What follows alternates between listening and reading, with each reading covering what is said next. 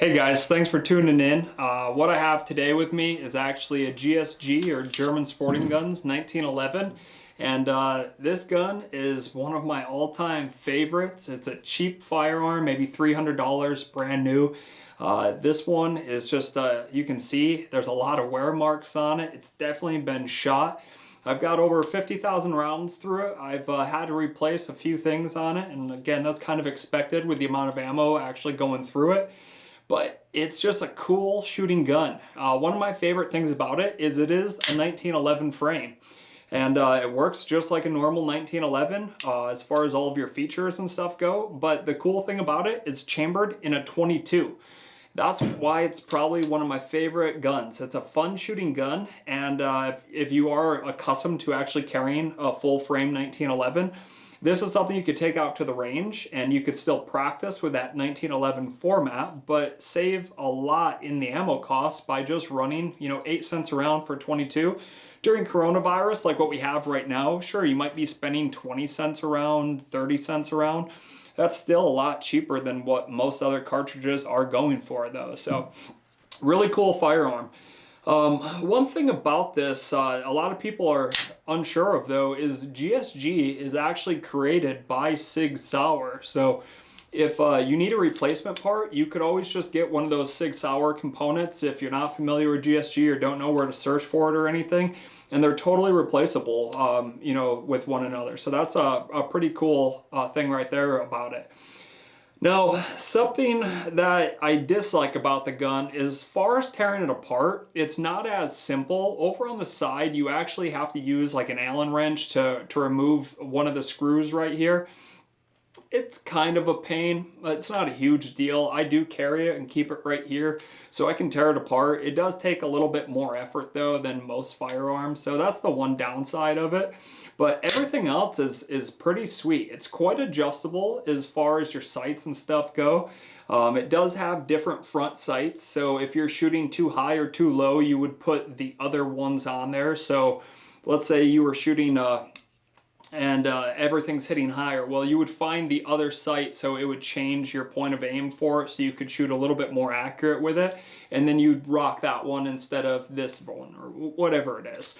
Other things that's pretty neat about the gun, as far as beaver tails go, and you can see this is a significant beaver tail, and one thing I love about it is it allows you to get your hand nice and high on that, and not that really a 22 is going to recoil much or anything like that, but it definitely gives you a lot of meat nice and high on it, that traditional feel, and that's just something I was really impressed with a firearm that doesn't cost a lot.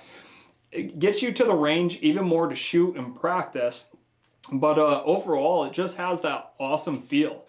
As far as grip panels go, if you weren't a fan of these, you could always just take off the stock ones, replace it with any of the 1911, full frame grips, and just if you need to customize it because you got something different, sure, you could shave a piece off a little bit and make it fit, but yeah, pretty universal as far as parts go, and that's a huge bonus. Another thing about this gun that's kind of neat, it does actually have a trigger reset or stop pin in here, so you could actually change all of that and customize it, tune it for you and whatnot. That's kind of rare for a firearm that is cheaper. It does have the skeletonized trigger on it as well, kind of neat. But this is just a gun I would love to take to the range and just run a lot of ammo through it because it's fun to shoot, it's nice and heavy, and it just feels comfortable in your hand. It doesn't feel like a 22 by any means. And even looking at it, it does have that full frame and slide to it, barrel length and stuff. So really, really kind of impressed with the gun overall. Now, I have had this for quite a few years, and I don't shoot it as much now as what I used to. And the reason why is I started shooting a little bit smaller of a 22, more or less for myself, and I switched over to the Walther P22. Mainly just to, get familiar with a different gun. And nothing against this one, I just wanted to shoot something a little bit smaller. Having the longer barrel does make it a little bit easier to hit a target, so when I shortened my barrel by going to that Walther, it was just a little bit more challenging for me to really, fine-tune those skills and whatnot. So pretty neat.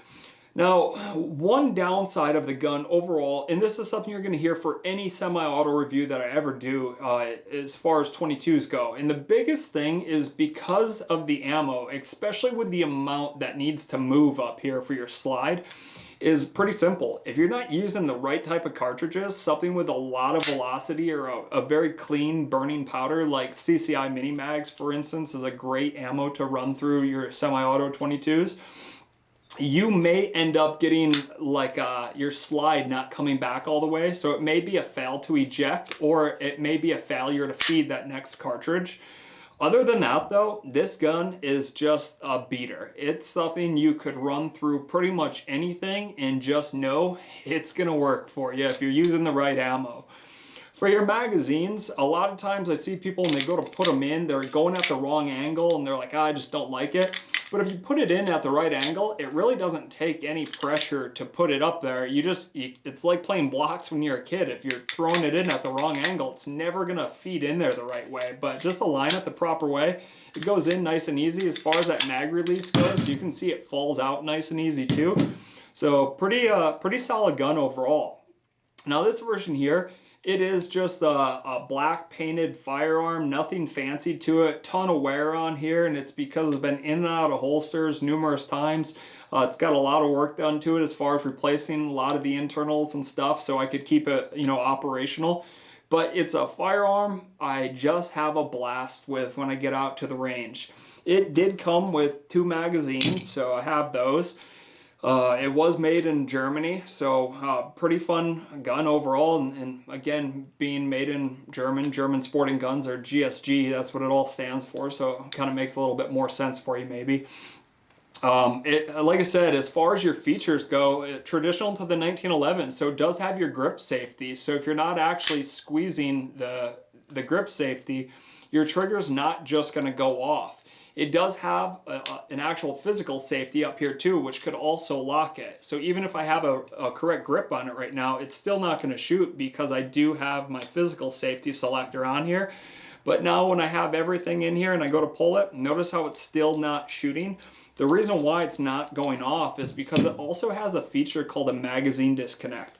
Now, this is not a feature I would ever want on one of my carry concealed firearms, but a gun that I would use at the range, not a problem at all. So let me just throw this inside the gun.